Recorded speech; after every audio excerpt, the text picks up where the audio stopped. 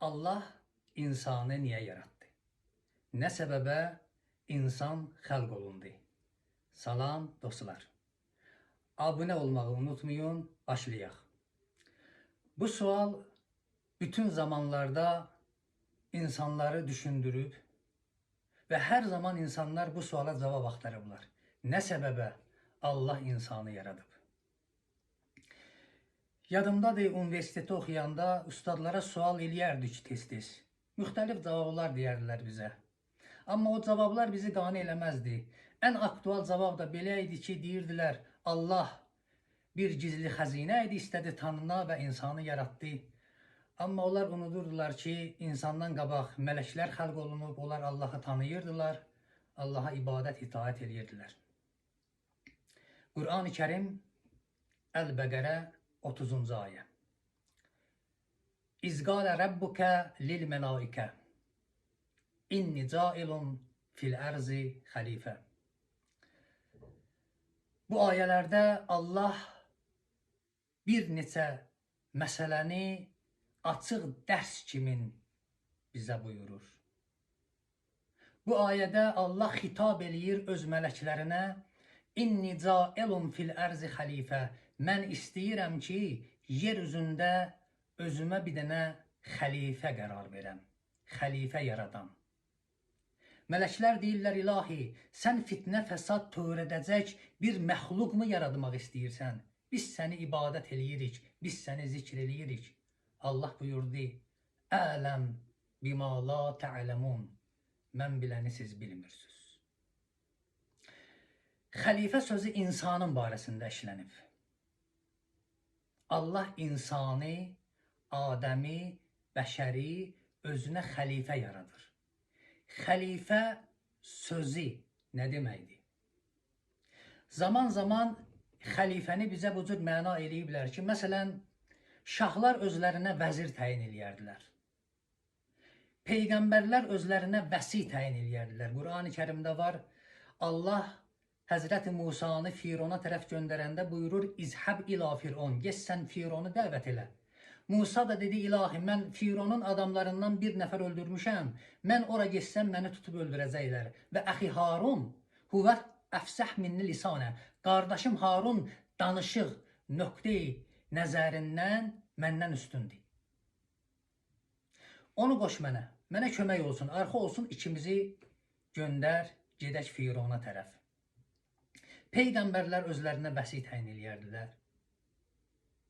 Bu xəlifənin zahiri mənasıdır. Amma Allah deyir ki, mən istəyirəm özümə bir dənə xəlifə qərar verəm. Bu yerdə xəlifə nə deməkdir? Yəni Allah istəyir insanı yaratsın, insan da geçsin Allahın yerində otursun. Belə şey ki olmaz. Allahın müəyyən olunmuş bir yeri yoxdur ki, insan gedə orada otura. Allah bir qüdrətdir ki, hər yerdə hakimdir. Necə ruh insanın bədənində hakimdir? Ruh hardadır? Ruh insanın bədənindədir. Fəlsəfə alimləri belə məsəl vururlar. Deyirlər ki, ruh insanın bədənindədir. Ruh insanın bədəninin harasındadır? Heç kəs deyə bilməz ki, insanda ruh yoxdur. Belə deyir ki, insan hər nəyi gözü ilə görməsə, deyə yoxdur. O şey ki, insan gözü ilə görməz, onun asarını görər, onun əsərini görər. Ruhun asarıdır, indi biz oturmuşuq. Ruhun asarıdır ki, mən danışıram. Ruhun asarıdır ki, sən qulaq asırsan, istəyirsən çay içirsən, istəyirsən çörək yeyirsən. Bunlar hamısı ruhun asarıdır. Ruh olmayandan sonra insan bir dənə qurumuş taxtadır, bir odundur qalıb yerdə. Necə bu ruh insanın bədənində hakimdir, xilqətin hər yerində Allah hakimdir. Necə bu ruh insanın bədəninin hər yerində var, başında da var, ayağında da var, xilqətin hər yerində, yaradılışın hər yerində Allahın qüdrəti var. O ki, hər yerdə var, neynir xəlifəni? Özü buyurur Əl-Bəqərə 30-cu ayə. Mərhum Əllamə Təbai Qur'anın Əl-Mizan təfsirinin sahibidir. Fəlsəfə baxımından bir nömrəli alimlərdən olub. O Qur'anı fəlsəfə baxımından tərcümə edib. Bu günə qədər o tərcümənin bərabəri yoxdur. Əllamə Təbatəbai öz əl-mizanında Allah buyurduğu xəlifə sözünü məna edir. Diqqətli olun. Xəlifənin mənasında buyurur. İnsanın vücudu, insanın müəyyən şəniləri, insanın müəyyən cəhətləri, insanın müəyyən xasiyyətləri, insanın müəyyən xüsusiyyətləri ki var, onların hər birinə baxanda gərək sən onda Allahı görəsən. Məsəl çəkir. Deyir, insanda rəhmət bir sifətdir. Hər bir insanın içərisində rəhmi var, elə deyil. Buyurur, insanın rəhmi elə bir dərəcədə olmalıdır ki, onun rəhminə baxanda Allahın rəhmət sifəti sənin yadına düşər. Onun səxavəti də o cürdür, onun kəraməti də o cürdür, onun mərifəti də o cürdür. Yəni Allahın sifətlərini bir-bir örnək kimi götürür, o sifətləri öz üzərində, öz iradəsində, öz əməllərində, öz həyatında yaradır. Ona deyərlər xəlifə. Bu məqsədə Allah insanı yaratdı. İnsanı yaratdı, insana ömür təyin elədi. Ömrü yaşamaq ixtiyarını insanın özünə verdi. İnsan öz iradəsində azaddır.